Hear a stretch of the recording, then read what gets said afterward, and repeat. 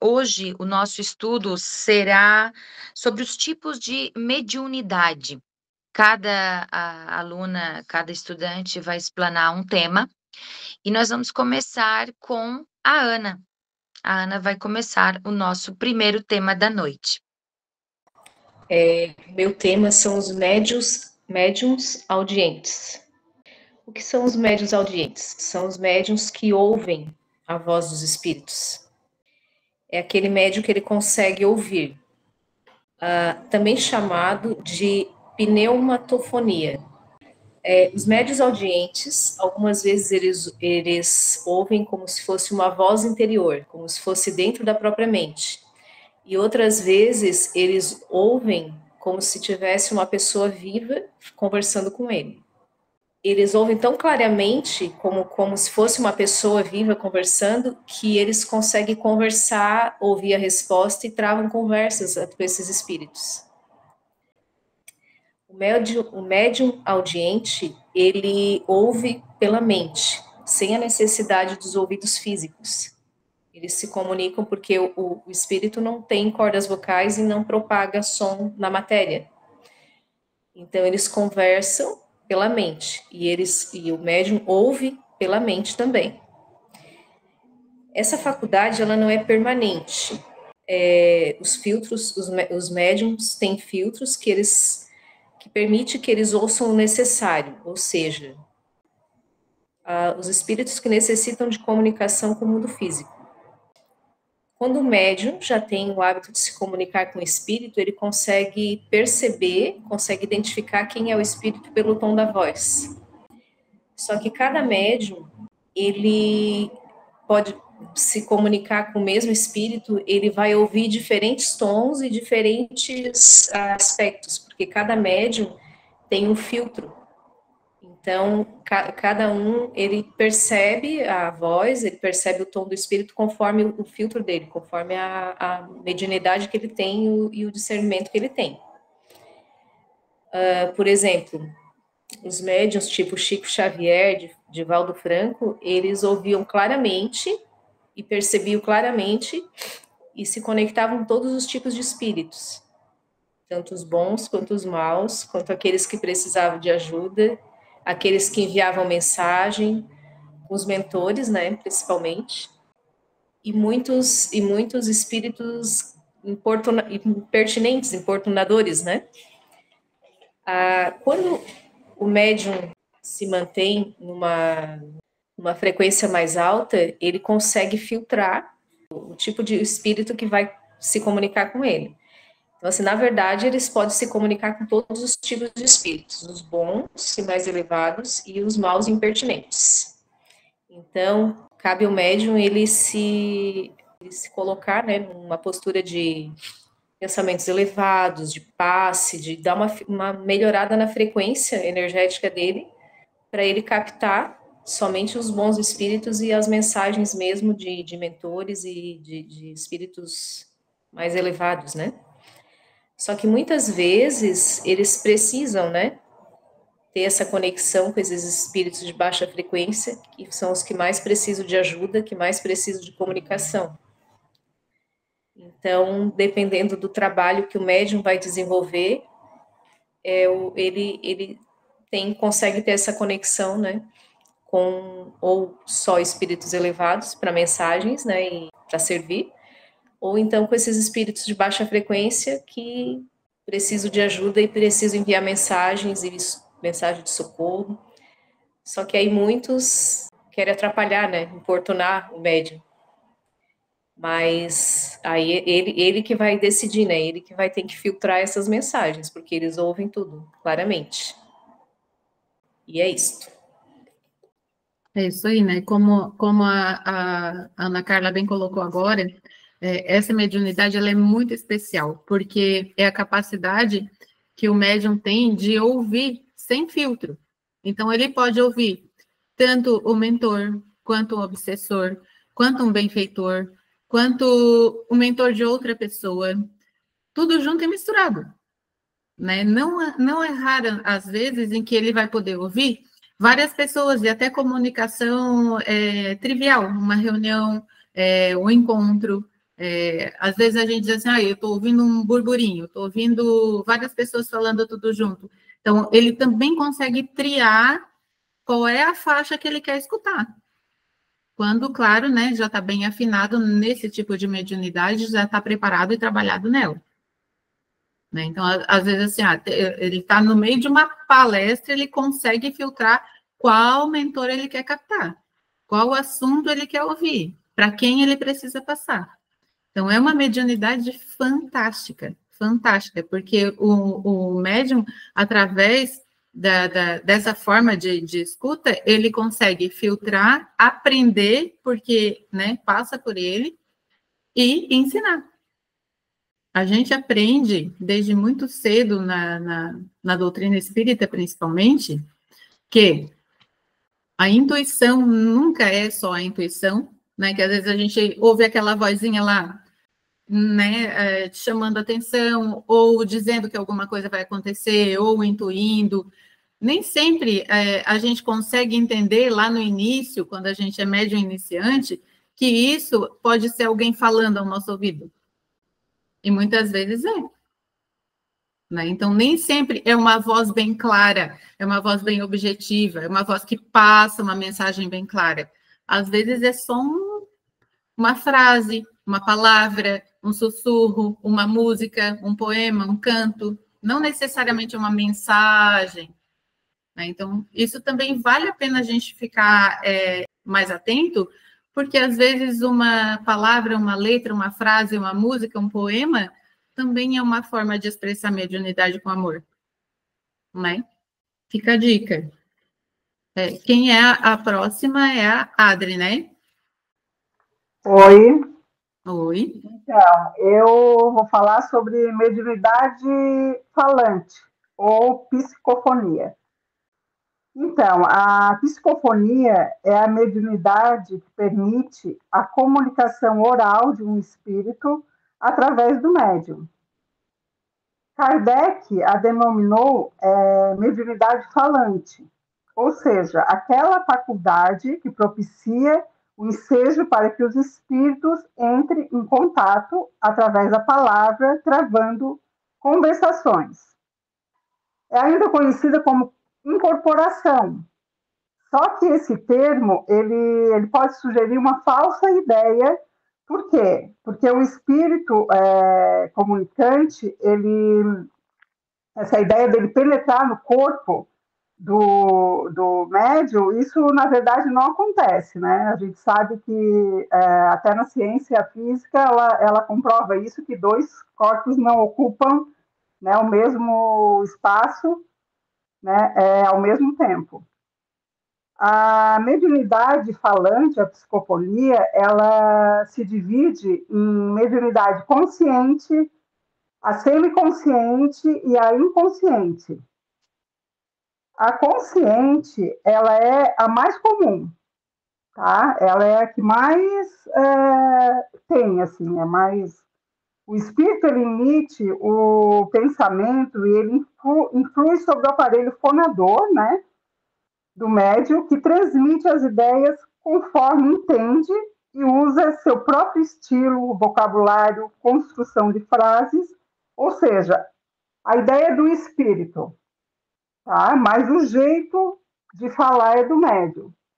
Então, um exemplo, o espírito se aproxima, né, do médium num momento mediúnico, e ao se aproximar, o médium sente, né, a presença, ele usa o seu aparelho fonador, né, só que ele passa tudo que a ideia dele, o estilo dele passa pelo o médium. Daí o médium, propriamente, ele está consciente do que ele está falando em todo momento, em tudo que o espírito está passando, ele também pode,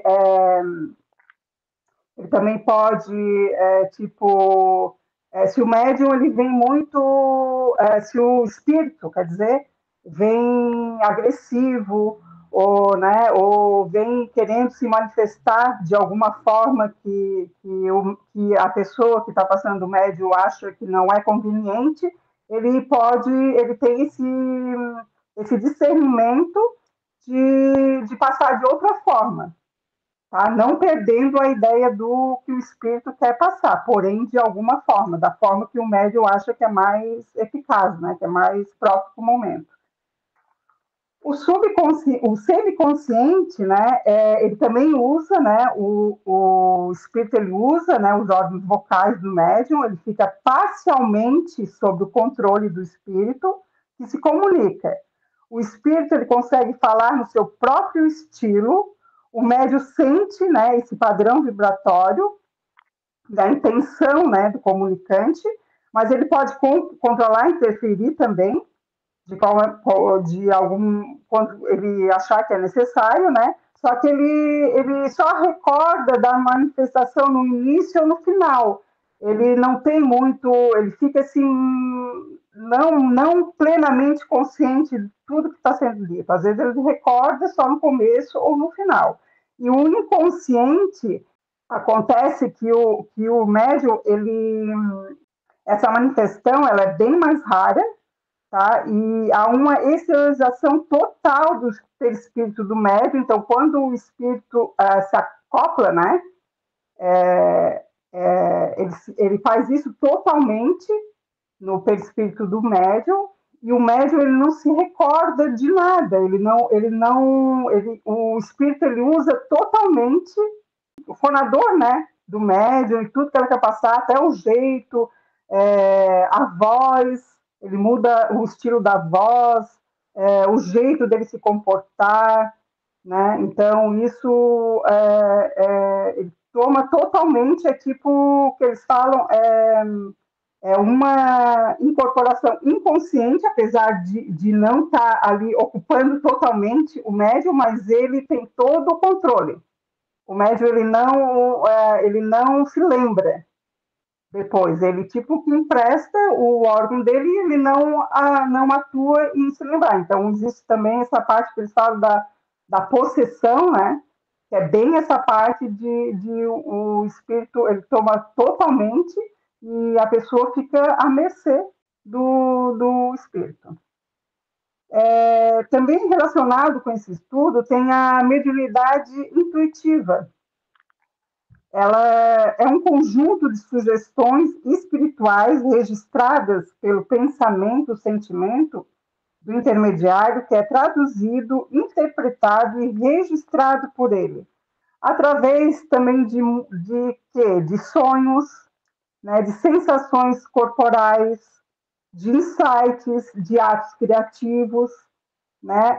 Vêm essas intuições. A mediunidade ela está enquadrada nas leis da natureza, e a intuição ela também se enquadra no natural. Todos nós somos intuitivos, todos nós temos intuição. A gente pode, essa expressão, né, a gente pode ter a intuição se conectando com a gente mesmo, com o nosso interior, com a nossa alma, né? E também a intuição de fora, recebendo de outros seres, né? Uma informação de outros seres. À medida que você se conecta com a espiritualidade, que você vai desenvolvendo a sua intuição.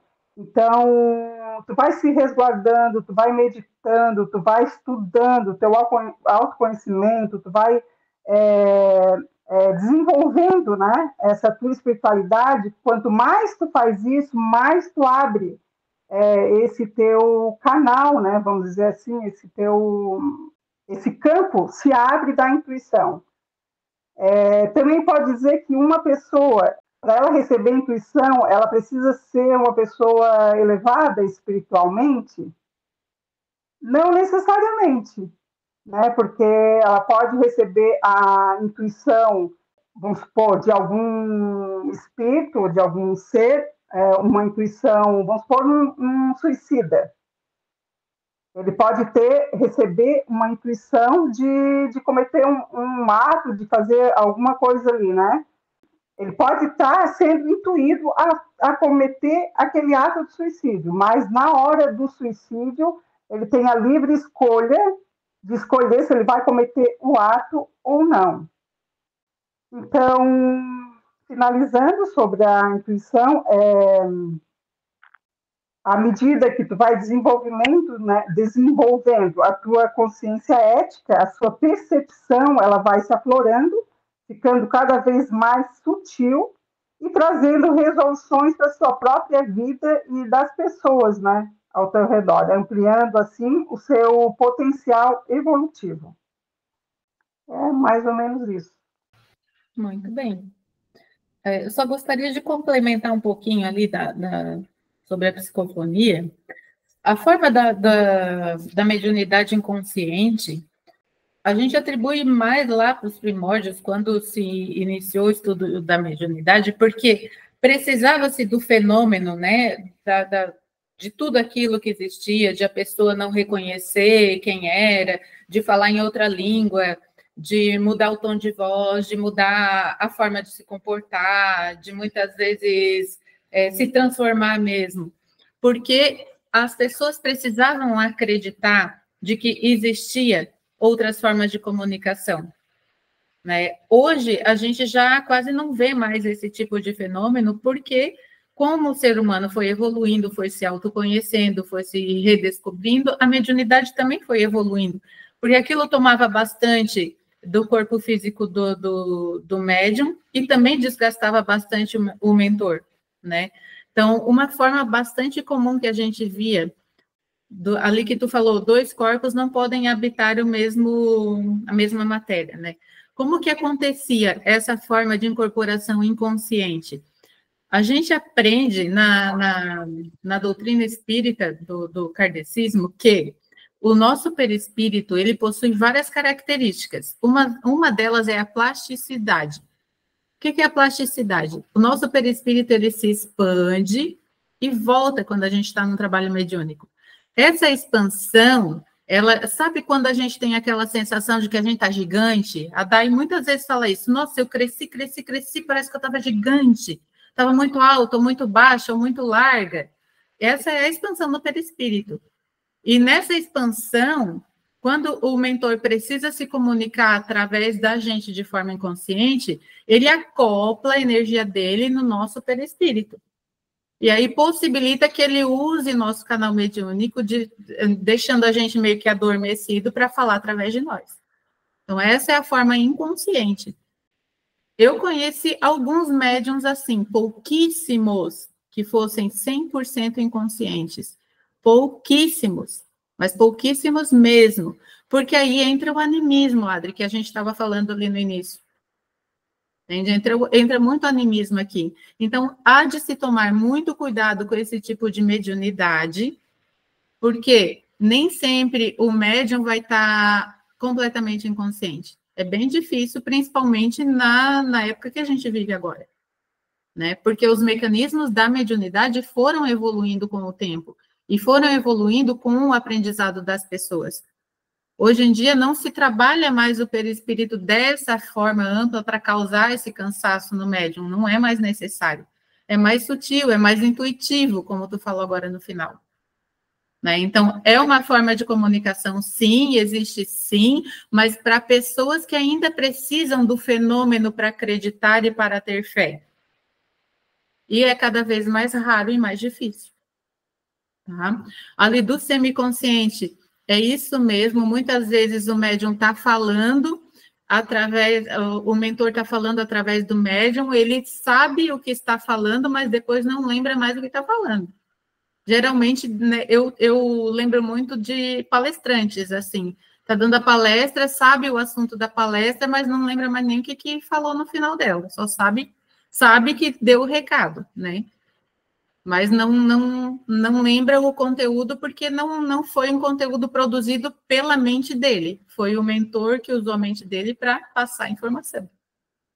Todo mundo entendeu? Super legal? Então tá, beleza. A próxima que vai apresentar é a Cris, né, Cris? Vai falar sobre qual tipo de mediunidade, Cris? Boa noite, eu vou falar sobre a mediunidade dos videntes. Os videntes são dotados da faculdade de ver os espíritos. Pode ser um estado normal, em vigília, guardando a lembrança do que viu, ou só possuem estado sonâmbulico. não é permanente, mas muitas vezes sendo resultado de alguma situação passageira. O médium também acredita ver com os olhos, como os que têm dupla visão, que vê com a alma, né? Podendo dispor dela quem tem visão ou não, né?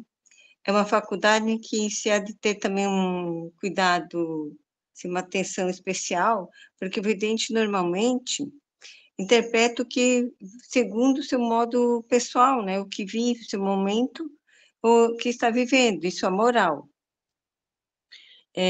Kardec afirma que a faculdade da vidência consiste na possibilidade, se não permanente, pelo menos muito frequente, de ver qualquer espírito que se apresente, ainda que seja absolutamente estranho ao vidente.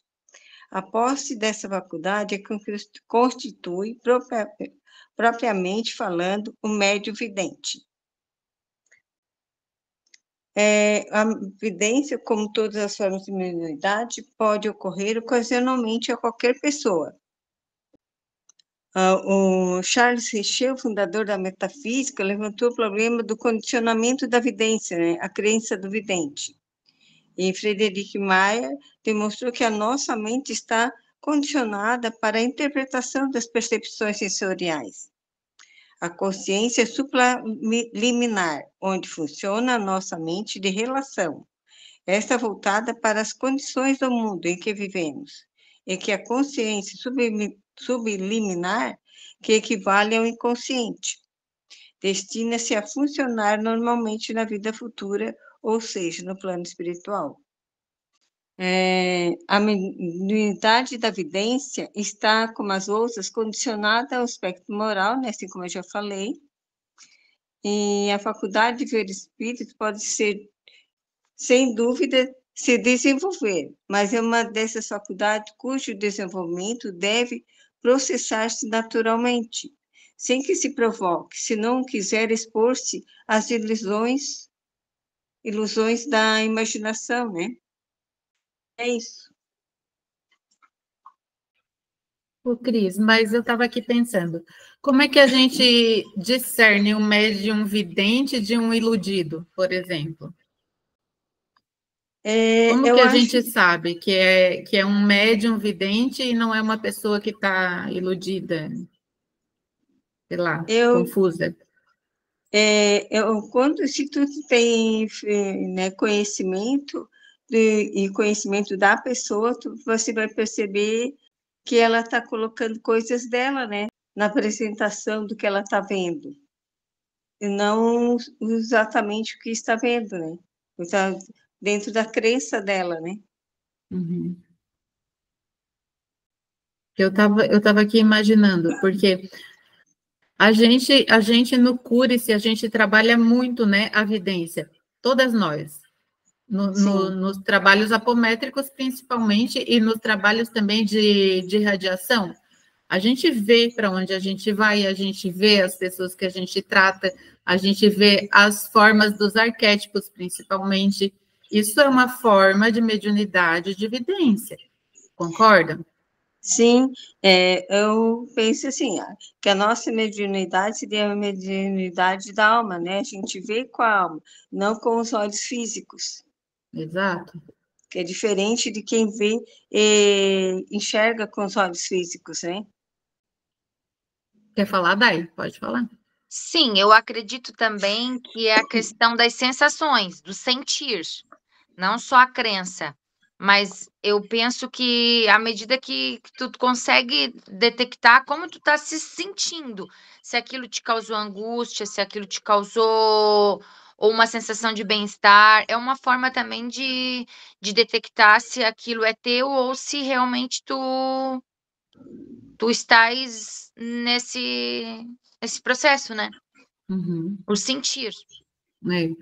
Eu acho que o X da questão para a mediunidade da vidência é o equilíbrio, né? É saber que está estudando e está aprendendo o suficiente para entender o que é teu e o que não é teu. Sim. Né? Porque tem muito a ver com a imaginação, né? Faz parte de um campo que não é uma visão material, né? É uma visão surreal. É uma visão que tu vê na mente, não com os olhos. Né? Sim, quando a gente começa a participar do sistema apométrico, né? Muitas vezes a gente fica na dúvida se é da gente ou se a gente realmente está sentindo aquilo, se é da pessoa, né? Se é do campo. A gente se questiona bastante no início, né? Depois a gente até consegue deixar fluir melhor, né? Sim, mas aí a gente está falando de uma questão sensorial, do sentir. Como a Thay falou, eu estou perguntando, a minha dúvida é, até, assim, é um questionamento, mas para a gente compartilhar informação, porque eu também estou questionando. Como que a gente sabe quando é, de fato, uma mediunidade de evidência? Porque o que é evidência? Os nossos olhos não filtram, mas a nossa mente, né, ela enxerga, através da mediunidade, uma forma, uma imagem, uma expressão, uma história, um fato passado, um fato futuro, enfim, alguma coisa que ela filtra ali para poder trabalhar para si ou para outrem, né, para o auxílio. Correto? Vocês concordam comigo? Sim. E aí, como a gente sabe quando isso é mediunidade e quando isso é só a gente? Eu acho que a gente sabe quando porque você não estava pensando naquilo e veio a informação. Então você já, né, não tem como você não estava já elaborando aquele assunto. Veio aquilo no momento que você começou a fazer tipo quando a gente se encontra para fazer um estudo ou fazer irradiação, o que a gente enxerga com nossa alma, né? Sensações e É tudo espontâneo, é isso que tu quer dizer? espontâneo, né? Não vem assim, a gente, hoje eu vou pensar tal coisa, hoje eu quero ver isso, eu quero ver aquilo. Não, lá a gente se conecta e vai vindo as informações. Também como a Cris falou e como tu falou também, Deise, eu também penso assim, que quando vem na apometria ou na irradiação, a imagem surgem, tá? As imagens, pelo menos comigo funciona assim, ela vem, aquela imagem, do nada, não sei, aparece uma imagem ali e dali vai se desenvolvendo. É automático, não é uma coisa assim, agora nós vamos pensar em tal coisa, daí sugestiona naquilo que tu vai pensar.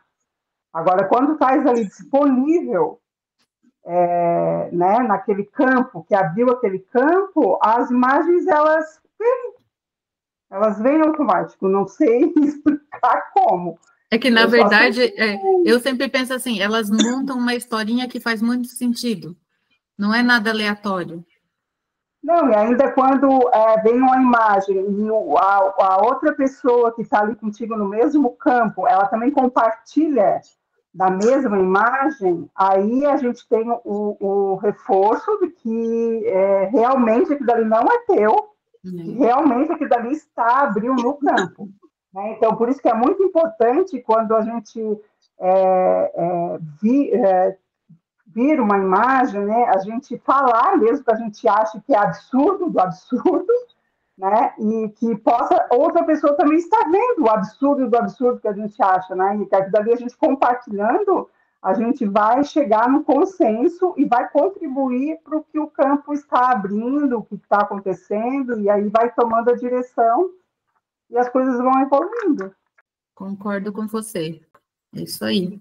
Mais alguma coisa para acrescentar, Cris? Ali que a Adriana falou, né? Vem a imagem espontânea, diferente quando a gente faz uma meditação guiada, né? Que já vai tendo a sugestão. Agora, vocês imaginam um campo verde e tal, né?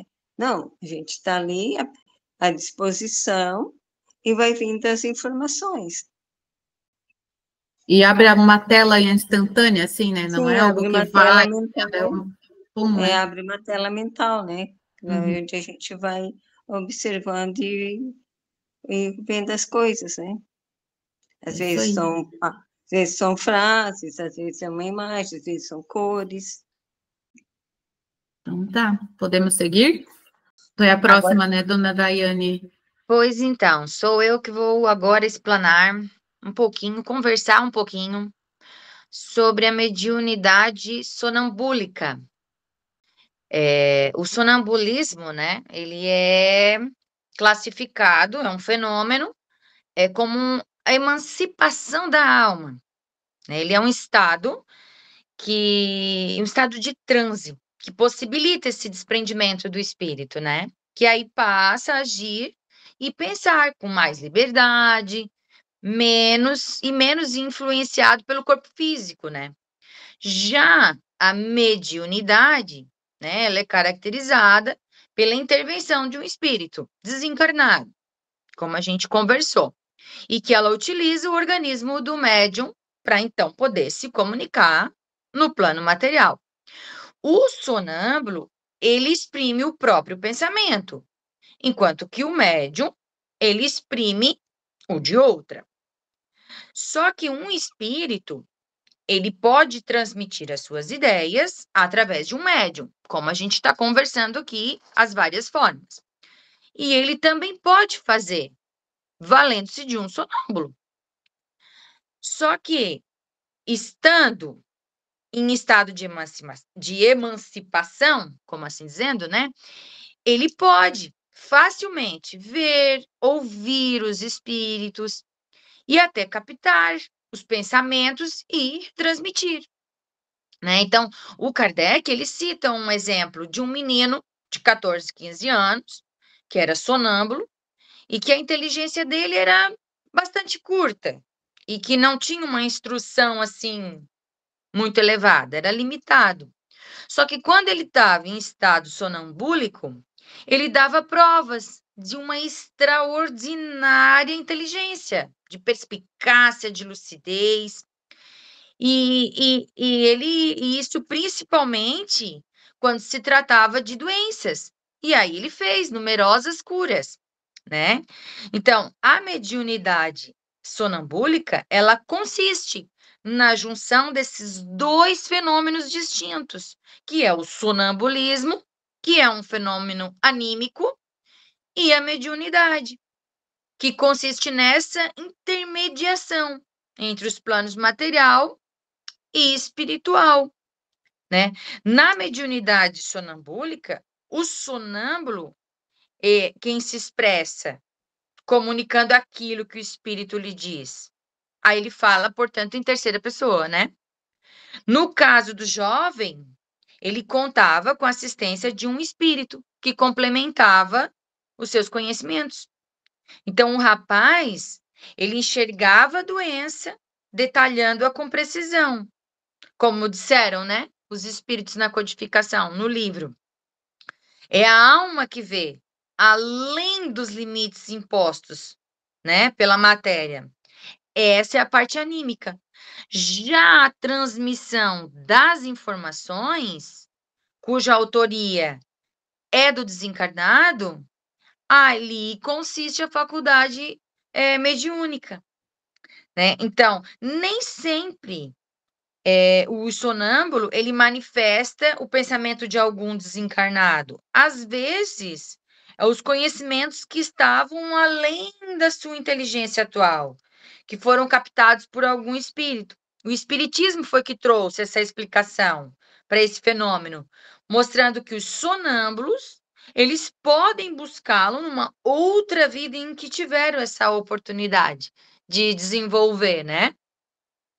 Então, a gente pode deduzir que a mediunidade, ela pode existir sem a presença do sonambulismo. Sim, é o que nós estamos estudando. Assim como o fenômeno sonambúlico, ele também pode ter sem a participação dos espíritos, né? Não sei se me fiz entender. Então, há ainda a mesclagem desses dois fenômenos, no que se chama, então, a mediunidade sonambúlica. É interessante porque são dois fenômenos no mesmo, né?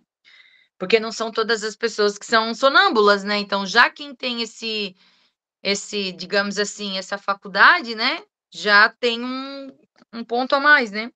Então, os diálogos no passado, né, antes do espiritismo, do surgimento do espiritismo, ele já vislumbrava essa possibilidade, né, de comunicação. E aí os diálogos com os sonâmbulos forneciam inúmeras dicas que ali existia algo mais que o ser encarnado, né, falando. Quando o rapazinho do Allan Kardec, que ele citou o exemplo, ele cita o anjo doutor, o sonâmbulo revelou a existência de seres fora da matéria e que podiam interagir com os homens através daquela faculdade especial que é o sonambulismo, né? E aí que proporcionava independência, que a liberdade espiritual, né? Que possibilitava o contato com o ser em espírito, né? Porque assim, durante o sono, em razão do repouso do corpo físico, existem uns liames que unem o corpo ao espírito, que se relaxam. Como o espírito não acompanha essa inatividade do corpo, né, orgânica, ele passa a dispor de mais faculdades que no estado de vigília, né? Então, o sonambulismo, ele é a capacidade que o indivíduo tem de hipnotizar-se, né? Ou seja, ele é uma capacidade mediúnica e sim anímica. E ele entra em estado de transe. E aí é nessa condição de estado de transe, ele tem uma alteração de consciência, que ali permite o vislumbre das coisas, né? Que daí tem contato com diversas informações, e aí tem a capacidade de desenvolver habilidades. No estado natural, ele não conseguiria, né? Dependendo da situação. E como nas outras formas de mediunidade, as qualidades morais da pessoa também vai influenciar, né? A atraírem os bons espíritos, porque um sonâmbulo, tanto como os médiums, ele pode ser assistido por espíritos levianos, nem sempre bonzinhos, não é verdade? E aí é onde essa influência, essas qualidades morais da pessoa vai ter essa vibração, né? Acho que foi até a Ana que comentou. E aí isso, na verdade, vale para todos, né? Não só para mediunidade sonambúlica, para todos, né? A vibração do médium, né? A vibração do sonâmbulo, no meu caso, vai influenciar no tipo de espírito que ele vai acabar atraindo. Então, essa é interessante, essa parte, porque é como se fossem duas, né? Duas formas de se comunicar num mesmo tema, né? Porque o sonâmbulo, ele já não é uma qualidade que todos têm, né? E ser médium também não é todos que desenvolvem. Nesse caso da mediunidade sonambúlica, são os dois fenômenos, né? Que juntam, que se unem. O Dai. Mas assim, quando a gente fala de sonâmbulo, vem a imagem na mente assim, aquela pessoa que deita na cama, vai dormir, aí ela tá lá dormindo bem de boa, do nada ela levanta de olhos fechados, ela percorre a casa, ou ela bota uma roupa, ou ela vai fazer uma comida, tudo sonhando. Esse para mim é o sonâmbulo, certo? Sim, nos estudos que nós fizemos, o corpo físico, o espírito, ele se desprende do corpo físico, né? Ele não tá ali, né? Não, o corpo ficou lá. Ainda aqui em algumas metodologias, eles ainda falam o repouso o repouso orgânico do corpo físico. O corpo ficou lá. Só que esses liames que unem o espírito, eles se relaxam. Então, é onde é como se a alma ficasse, digamos, livre, né? Tanto que existem termos que falam emancipação da alma. Então, é por isso que ali, às vezes, tu acaba tendo o contato, até tem alguns que falam que você tem até contato com, dependendo também da evolução do espírito, né? Com outras vidas, né? Porque ele fica totalmente desprendido. Uhum. E aí a mediunidade ela acaba acontecendo quando vem não só o conhecimento do médium, mas quando vem o de outro espírito que ali acompanha. A diferença é que ele não está no estado de consciência, né? Ele está inconsciente no sono, né? No sonho, no sono, na parte do repouso. Então, é bem capaz de que no outro dia ele não vai lembrar de nada, assim como em Sim. outros tipos de mediunidades, né? Que o médium não está consciente e não lembra. No sonambulismo, a mesma coisa, né? Provavelmente no outro dia ele acorda Não e sabe não vai nem pra onde lembrar de nada. foi. Não vai lembrar de nada. Mas só porque, por exemplo, nesse caso do menininho ali de 15 anos que o Allan Kardec cita, enquanto ele estava em estado de sonambulismo, ele fazia grandes curas, ele detectava o problema, só porque a cura quem passava eram os espíritos que acompanhavam ele. Muito interessante esse exemplo que Kardec dá desse menino. E tá no livro acho que tá no livro do Kardec, de uma das obras dele, acho que é do Mediunidade também. Quer falar, Júlia? Sim, Dai, eu não entendi direito. É tipo, a pessoa tá desdobrada no sono, interagindo com outros espíritos e daí acaba manifestando no corpo, é isso? Não, até eu pesquisei sobre isso também, porque tem pessoas que confundem o termo desdobramento, que quem adotou foi o André Luiz, né? Mas uma coisa é o sonambulismo, outra coisa é o desdobramento. São situações diferentes. Ó, o fato de a pessoa ser sonâmbula, ela vai facilitar o desdobramento. E aí é nessa condição que as percepções elas ficam mais ampliadas. Então, na verdade, Entendi. uma coisa é tu ser sonâmbulo, outra coisa é tu desdobrar. Entendi. Adri, quer falar? Eu também tenho bastante dúvida, sabe, dessa parte. Eu também não entendo direito, porque para mim também eu achei como a Júlia que era um desdobramento. Mas também um desdobramento, como é que vai ser um desdobramento se ele ainda fica ali com o corpo, né? Que ele se movimenta com o corpo físico, né? Isso para mim também é algo confuso ainda não consigo. É que eu acho que, assim, tanto eu quanto vocês, a gente entrou na mesma armadilha. A gente está falando do sonâmbulo sem a mediunidade, né? O sonâmbulo, aquele Físico, então. Físico. Mais físico. físico. É, Físico. a gente Que está não são falando todos, daquele não que são não é um todas pessoas. fenômeno. Não é um Tem o fenômeno. sonâmbulo que não é um fenômeno mediúnico, ele só é o sonâmbulo. Sim. Né? Que aí tem a ver com problema psicológico, tem a ver com problema para dormir, enfim, N outras situações, que eu também pensei a mesma coisa que tu. E na mediunidade, o sonambulismo nada tem a ver com esse sonâmbulo que fica vagando dentro de casa. Ficou mais claro? É porque uma coisa é tu ser sonâmbulo. Então, por exemplo, o médium, que ele é detentor dessa faculdade sonambúlica, ele vai se achar num transe, certo? Ou seja, desdobrado, mas não indica, não quer dizer que vai ter um espírito se manifestando nele. Não, o corpo dele não precisa se mexer, Adri.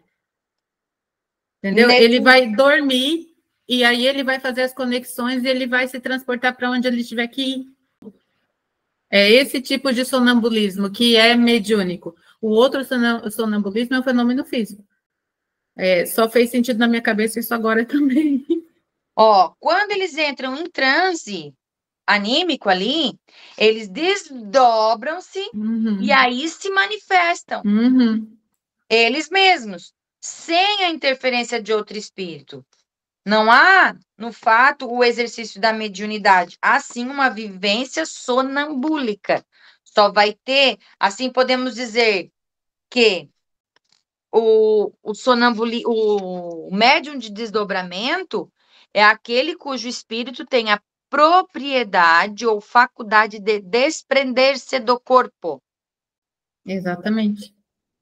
Era essa parte aí que me confundia, se desprender do corpo. Como é que ele se desprende do corpo se ele está indo com o corpo? Então, eu estava misturando o físico, o fenômeno físico, né, do mediúnico.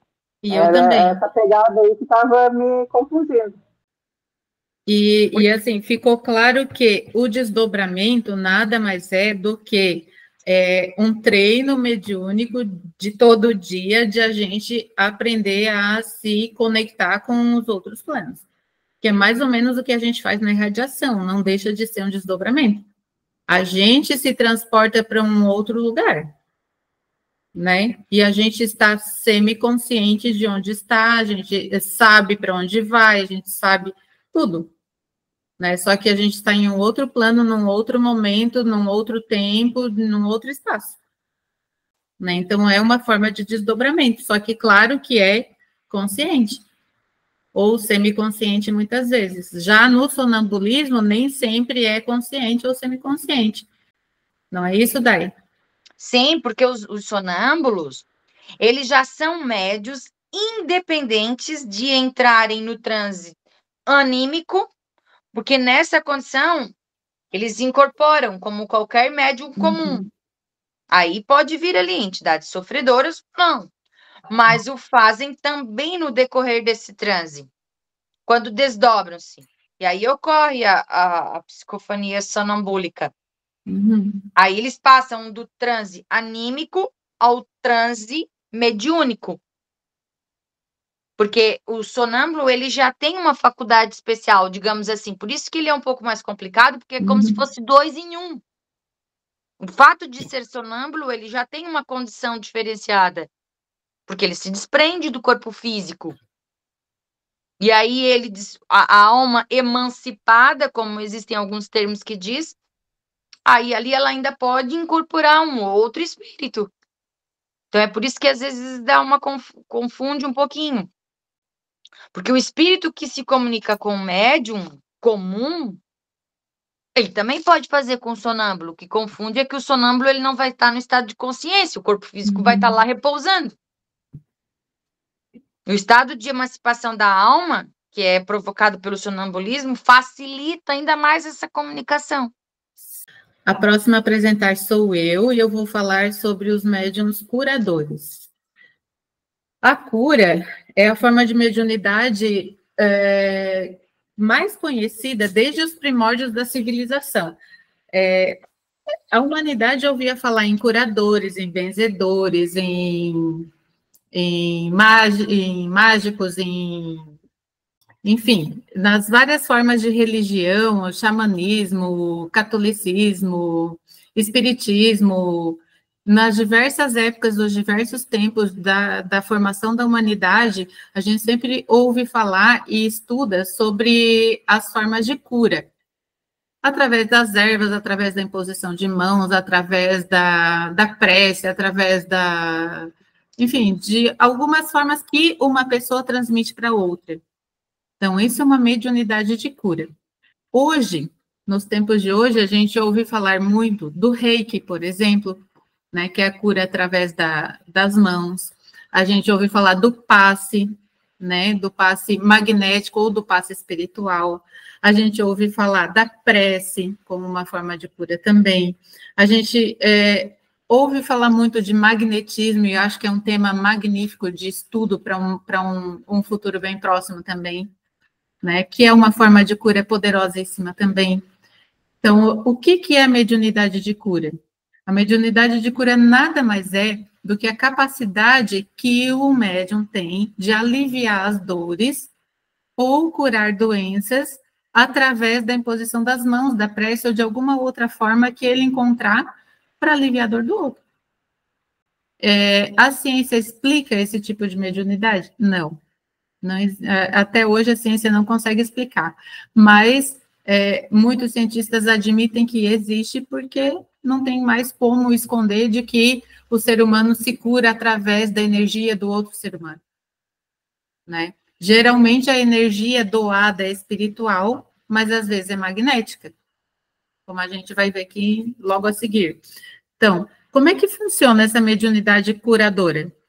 A mediunidade se baseia na crença de que o médium, ele atua como um canal, né, de recepção de energia dos mentores ou do plano superior, e ele transmite através da imposição das mãos ou através de uma forma de comunicação com o ser que está precisando receber essa energia e essa cura, e através das sessões ele vai se curando. Então, o corpo do paciente vai se curando, ou a mente, ou o perispírito, conforme cada um, né, dentro da sua compreensão, queira entender. Mas a cura pode ser física, pode ser mental e pode ser espiritual, pode ser em todos os níveis. Então, o médium curador, ele pode curar desde o corpo físico até todos os outros corpos. As principais características da mediunidade curadora, a principal delas é a imposição de mãos. Por quê? Porque a gente ainda precisa do fenômeno, porque nós somos seres encarnados, seres de matéria, então a gente ainda precisa sentir. E as mãos tanto servem para que o médium sinta elas quentes na hora de fazer a imposição, ou sinta formigar, ou sinta gelada, ou sinta, enfim, qualquer sensação na hora que ele estiver passando, né, a energia, ou enfim, dando passe, ou fazendo a cura, ou fazendo a irradiação, conforme a nomenclatura que cada um quiser dar. E para o paciente que estiver recebendo também. Ou ele sentiu toque, ou ele sentiu calor emanando da palma da mão da pessoa, né? Então, são formas que um ser humano ainda se conecta com o outro para produzir e para receber energia de cura. Tá? A forma mais comum aqui que eu estudei realmente foi o reiki e o passe espiritual, essas duas formas. Talvez porque são as que a gente mais trabalha, né? Então a gente acaba atraindo, né? E a prece é uma outra muito poderosa. Por que que a gente, né, desde que eu sou pequena, eu, por exemplo, que, né, de família católica, vamos rezar para o fulano ficar bom, vamos rezar para a avó que está no hospital, vamos rezar para o ciclano, está precisando de ajuda. Né? Então, é uma forma também de curar, né? Porque cura a alma, né? A prece cura a alma. Cura de quem está fazendo e de quem está recebendo. O magnetismo. O médium, ele utiliza da sua própria energia para ceder um pouco de energia para o outro. É como se fosse a lei da atração, né? Um cede, o outro atrai. Esse passe magnético, muitas vezes a gente utiliza no centro espírita. Muitas vezes, porque às vezes nem sempre o médium ele está bem para estar recebendo energia, né? E está recebendo informação do plano superior. E aí ele acaba cedendo a dele mesmo para a pessoa. Então, há de se tomar cuidado com o passe magnético quando ele não está em equilíbrio. Porque é muito bom, mas também pode ser muito prejudicial.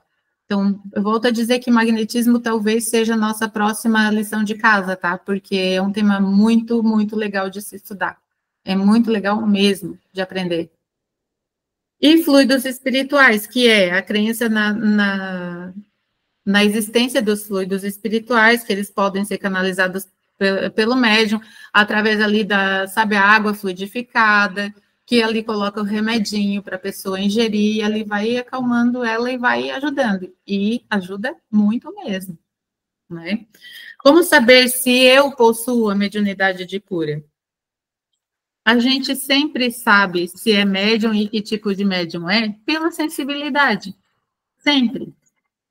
Então, a gente vai ter mais afinidade em falar ou em colocar as mãos na pessoa. Se a gente está sentindo, a pessoa está precisando de um abraço, tu sabe que é médium de cura. Se a mão está quente perto de uma pessoa, tu tem que colocar a mão na pessoa, tu é médium de cura. Se está sentindo que aumenta muito a sensibilidade perto de uma pessoa, ou tu está chorando porque está vendo a pessoa, ou está tendo muitos pensamentos recorrentes com a mesma pessoa, ela está doente, ela está precisando de auxílio, de saúde, você é médium de cura. Agora, você é só médium de cura? Não. A gente pode ser médium de muitas formas. Geralmente, ninguém é médium de uma especialidade só. Nem todo mundo é só vidente, ou só audiente, ou só psicofônico, ou só psicógrafo. Geralmente, quando a gente desenvolve mediunidade, desenvolve várias capacidades. Lógico que nós temos afinidade com uma delas mais do que as outras, ou com duas delas mais do que as outras, mas não quer dizer que nós não possamos trabalhar todas elas ou quase todas elas, quando necessário. Né? Porque, afinal de contas, quando a gente aprende que a gente pode doar o nosso melhor para o próximo através do auxílio da espiritualidade, a mediunidade é só um canal. A forma que ela vai se manifestar pode ser qualquer uma. Os tipos de mediunidade de cura. A mediunidade de cura, ela pode ser dividida em física, em sensitiva e em mental. Na mediunidade de cura física, que é a forma mais conhecida, é o passe. Então, o passe é de impor as mãos. Outra forma bem conhecida são as cirurgias espirituais, aquelas que a pessoa faz sem corte. Ela vai, geralmente, tem o cirurgião ou o médico no plano espiritual, que auxilia o médium no plano físico, e o médium, sem auxílio de nenhum mecanismo ali de bisturi, nem nada, ele faz uma cirurgia no perispírito do paciente. Aí vai tratando o perispírito.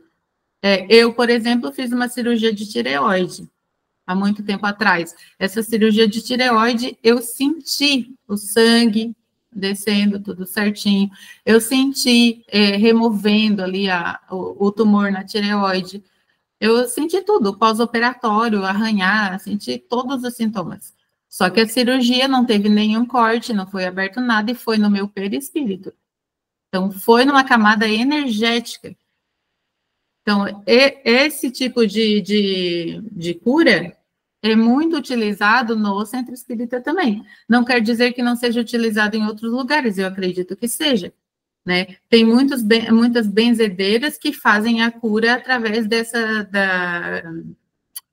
daqueles ramos, né? Que vai passando o ramo para curar dor aqui, dor ali, dor lá, e, enfim, um monte de doença. Então, a cirurgia espiritual é uma prática bastante usada e funciona. Funciona, só que trabalha no perispírito. Não existe corte, não existe sangue material, mas existe todo um processo cirúrgico e também pós-operatório e pré-operatório, normal como no corpo físico. E a materialização, que eu volto a falar, que é a composição dos fluidos. A gente trabalha os fluidos, seja o chá, a água ou alguma espécie de fluido, recebe da espiritualidade, né, toda a matéria fluidificada, e aí ingere em forma de remédio. Na mediunidade sensitiva, vai trabalhar através da intuição, dos sonhos também, por isso que eu confundi bastante com o sonambulismo. Então, a gente também faz cura sonhando, como a Day bem falou ali, o exemplo do menino, eu também pesquisei aqui, caiu no mesmo exemplo. E as visões também, como a Cris também falou. Então, ele pode visualizar o paciente. A gente não faz reiki à distância? É uma forma de cura através da visão. O paciente não está ali, mas a gente está irradiando cura para o paciente que não está ali, mas a gente imagina ele ali, é a distância, e a gente está visualizando a pessoa. Né? Então, também é uma forma de cura. Na mediunidade mental, geralmente é pela forma de pensamento, que é parecido com a visão. O médium, ele utiliza da mente para produzir um bloco energético que transmite para o paciente. Então, ele molda ali no cérebro uma carga de remédio e transmite numa forma de cura. É como se plasmasse o remédio e colocasse, depositasse no paciente. Ele mentaliza isso. É uma mentalização. E a psicografia, que nada mais é do que receitar alguma coisa, recebeu a informação mediúnica e prescreve o tratamento, prescreve o chá, prescreve o remédio, prescreve, enfim, alteração de rotina, enfim, dicas de saúde, alguma forma assim que vá usar da psicografia para estar receitando e promovendo a cura. Essa era a minha parte. Tem ainda outras formas de manifestação mediúnica, que é o sopro. Sabe, não sei se vocês já viram em alguma manifestação mediúnica que chega o médium, geralmente na Umbanda, eu vi uma vez na beira da praia, eu acho que foi que eu vi. Na gira? Isso. Eles chegam no ouvido da pessoa e dão uma soprada, assim, que diz que é para limpar o pensamento, para curar, não sei o quê. É uma forma mediúnica também de cura, esse sopro. Eu acho que é o preto velho que faz, né? Eu acredito. A baforada é diferente, também é uma forma de cura, mas o sopro é uma soprada mesmo. Não utiliza de nada material, daí, tipo cachimbo, tipo charuto. Sim. É uma soprada, é um soprão, assim, que promove a cura também. E às vezes, e também tem uma forma bem terapêutica, que é o olhar de compaixão, o olhar de amor puro, de amor incondicional, ele promove a cura instantânea. Então, às vezes, a pessoa está doente da alma e só precisa de um olhar de compaixão. Pode falar, Dai. Não, é porque, assim, existe sempre aquele preconceito da ciência e da religião, né? Só que a ciência, ela tá chegando cada vez mais perto, porque eu estava lendo um livro esses dias de uma psicóloga americana, eu acho que é aquele da Brené Brown, se eu não me engano, e ela falava justamente sobre esse tipo de cura que tu tá falando, Daisy, que foi feita uma pesquisa, e aí eles pegaram um grupo de doentes, né? Uma parcela desse grupo recebeu orações e energizações, e o outro grupo não recebeu. O grupo que recebeu essas orações, essas energizações, essa vibração de pensamento positivo, eles tiveram uma melhora um pouco mais do que o grupo que não recebeu. E aí ainda o livro ainda falou, né, que tipo, sim, eles estão agora cientificando mesmo o poder que tem a mentalização, a oração, a fé, o nome que quiser dar, né, na verdade. Que nada mais é dos tipos de cura que tu mencionou agora, que é o de mentalização, né? Sim. Tanto que até a OMS já reconheceu o Reiki como terapia integrativa. Em alguns lugares é até oferecido pelo SUS. Faz parte da lista lá de tratamentos oferecidos pelo SUS. Práticas integrativas, né? Práticas integrativas, isso mesmo, obrigada. Oi. Eu vou falar sobre os médiuns psicógrafos e sobre a pneumatografia. Então, a psicografia, eu acho que é um dos tipos de mediunidade mais comuns também e mais conhecidos. E a psicografia, então, é essa escrita mediúnica em que o médium é utilizado pelo espírito para transmitir alguma mensagem por meio da escrita. E pode ocorrer da maneira mecânica, que é quando a pessoa não tem consciência do que ela está escrevendo, então o espírito meio que controla a mão do médium. A semimecânica, que é quando a pessoa tem uma noção do conteúdo da escrita enquanto está fazendo, mas não completamente.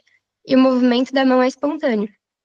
E a intuitiva, que é quando o médium recebe os pensamentos do espírito e os escreve conscientemente.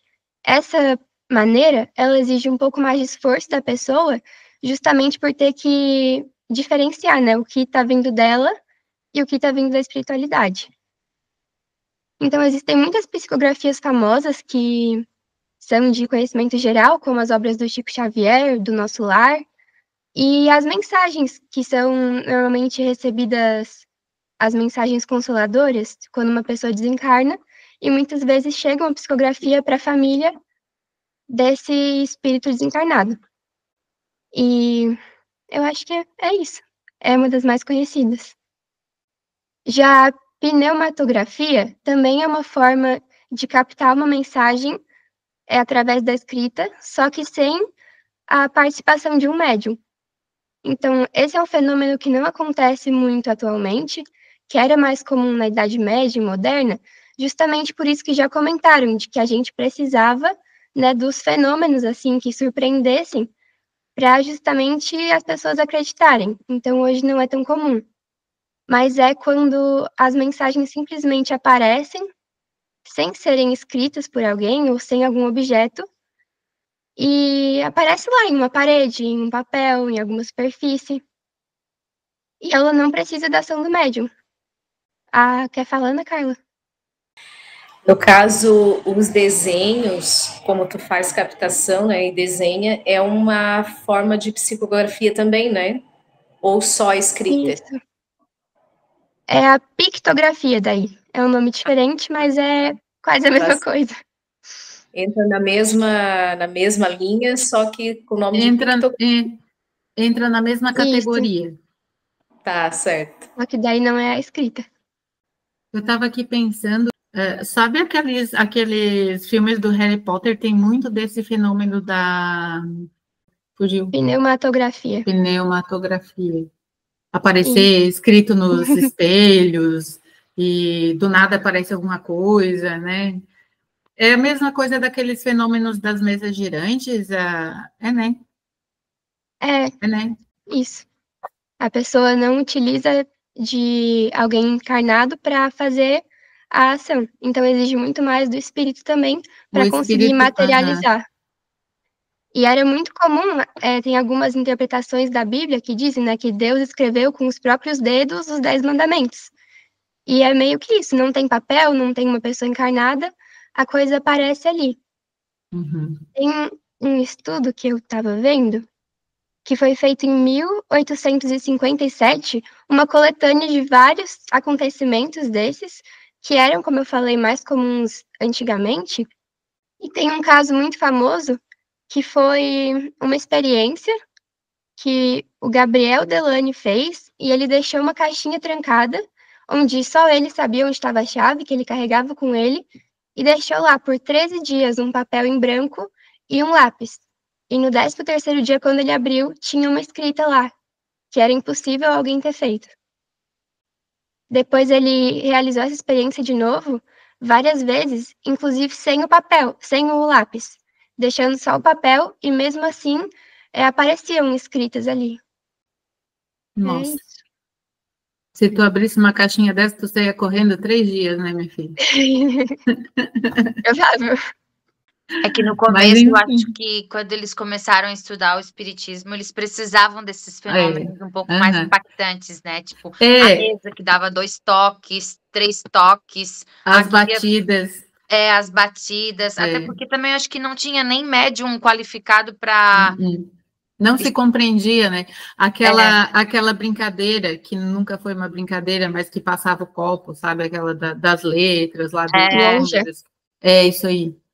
Então, tudo isso são fenômenos, né? Que precisava-se na época, hoje já não se precisa mais, né? E a tendência é quanto mais o ser humano evoluir e estudar, as comunicações facilitarem cada vez mais, né? Aqui a gente também reforça sobre o animismo, né, Adra? Aquilo que a gente estava conversando. Será que o que a gente está escrevendo é nosso? Será que não é? Óbvio que se a psicografia for semiconsciente ou consciente, vai ter sim, porque é a nossa impressão sobre determinado assunto, que a espiritualidade utiliza o nosso vocabulário, os nossos costumes, a nossa forma de agir, de pensar e de sentir para transcrever. Então, sim, vai ter, mas depende do nosso bom senso, avaliação de que nós estamos dando o nosso melhor e com amor. Então, se for assim, tá tudo bem. Tá tudo certo, faz parte. Tudo é. Sim, até porque, como a Valéria falou, eles usam os nossos arquivos, né? Exatamente. Mas não significa que seja a nossa opinião. Eu e a Gui, a gente tem um exemplo que aconteceu conosco.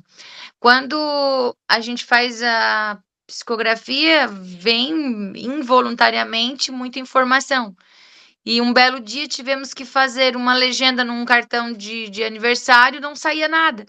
Então, quer dizer, às vezes vem de forma tão espontânea que tu olha assim, não, mas como é que saiu tudo isso?